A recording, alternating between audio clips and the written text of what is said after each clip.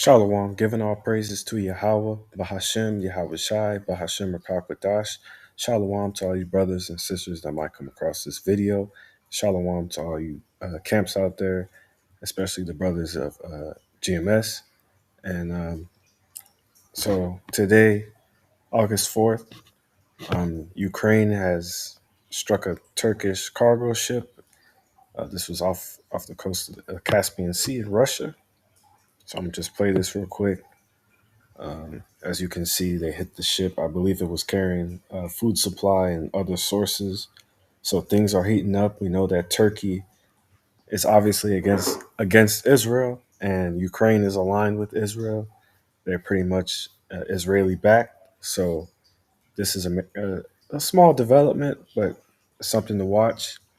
And also going on right now, a couple minutes ago, about an hour ago, Russia used North Korean missiles, I guess, over Kiev, KN-23 ballistic missiles loaded with cluster munitions slammed into the capital, explosions ripping through the city. Let's see if I can put some sound. Fair use, fair use, fair use. Yeah, so there's bombings going all over Kiev right now. So obviously, North Korea and Russia are together, and the nations are starting to rise up slowly, but things are escalating. So I'm gonna get Joel chapter 3, verse 1. In those days and at that time, actually, let me get this in the KJV real quick. All right, this is Joel 3 and 1. For behold, in those days and in that time, when I shall bring again the captivity of Judah and Jerusalem, talking about the southern kingdom and the northern kingdom, right? Mainly southern kingdom first, right? Judah, so-called Negroes. I will also gather all nations and will bring them down into the valley of Jehoshaphat and will plead with them for my people and for my heritage Israel, whom they have scattered among the nations and parted my land. Right, and the so-called Israelis have done that. Edomites, right, they've sold us all across the nations, scattered us among the nations, and parted the Lord's land. And they have cast lots for my people and have given a boy for an harlot and sold a girl for wine that they might drink. Yeah, and what have ye to do with me, O Tyre and Zidon, and all the coasts of Palestine? Will ye render me a recompense? And if ye recompense me swiftly and speedily, will I return your recompense upon your own head?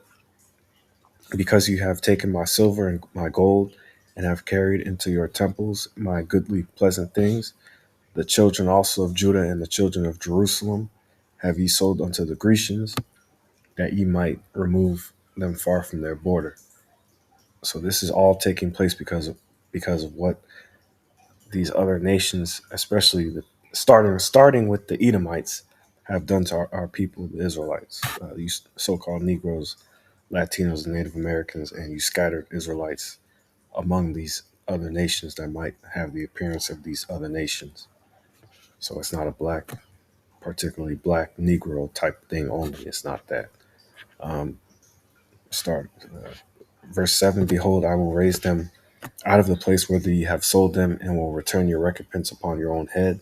And I will sell your sons and your daughters into the hand of the children of Judah, and they shall sell them to the Sabians, to a people far off, for the Lord hath spoken it. And that's getting ready to take place after all the nuclear destruction. When we come out of those ships, out of the chariots, we're going to put these nations in subjection and a righteous rulership. Verse 9, proclaim ye this among the Gentiles, prepare war, wake up the mighty men, let all the men of war draw near, let them come up, beat your plowshares into swords and your pruning hooks into spears, let the weak say I am strong. And you're seeing that right now with Iran.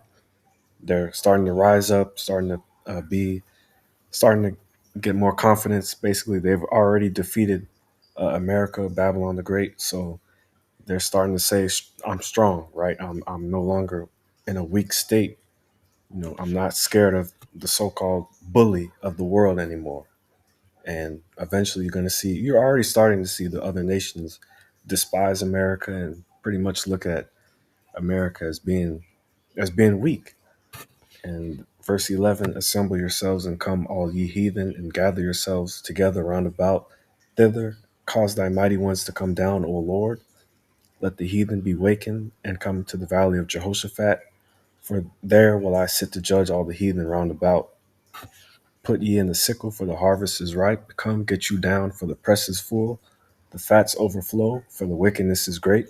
Multitudes, multitudes in the valley of decision. For the day of the Lord is near in the valley of decision. The sun and the moon shall be darkened, and the stars shall withdraw their shining.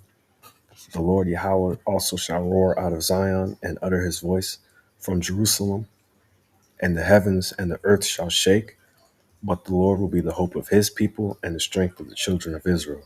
So shall ye know that I am the Lord, your power, dwelling in Zion, my holy mountain. Then shall Jerusalem be holy, and there shall no strangers pass through her any more. So this is all for the Israelites' sake. All of this nuclear destruction that's getting ready to take place very soon upon the earth, especially mainly in Babylon the Great, so-called America, is for the greater good of the Israelites, and the other nations will be put in subjection in a righteous kingdom after that. So with that, I'm gonna close out and I'm gonna say shalom.